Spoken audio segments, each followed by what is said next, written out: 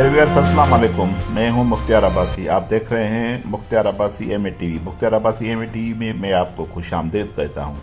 ये आज की अहम खबर है और बड़ी खबर है कि सिंध यूनाइटेड पार्टी के सरबराह सैयद जलाल मोहम्मद शाह के छोटे भाई और सिंध एक्शन कमेटी के मरकज़ी रहनमा और सिंध यूनाइटेड पार्टी के खुद वो भी रहनमा हैं सैयद ज़ैन शाह जो जिसको 100 दिन पहले उन्होंने खुद गिरफ्तारी दी थी, जिस पर दहशतगर्दी की एफआईआर दाखिल की गई थी, जो 6 जून का बारिया का वाक़या हुआ था।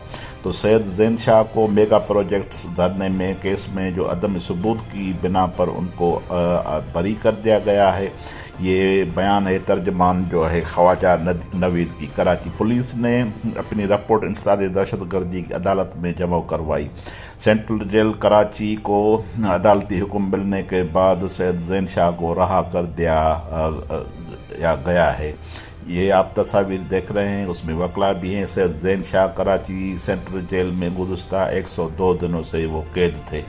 सैयद ज़ैन शाह ने अपने ऊपर दाखिल मुकदमा को झूठा करार देते हुए अज़ खुद गिरफ्तारी दी थी और कहा था कि जब तक मेरे ऊपर झूठे मुकदमा ख़त्म नहीं किए जाते तब तक मैं ज़मानत नहीं कराऊंगा। उसी पर वो कायम रहे।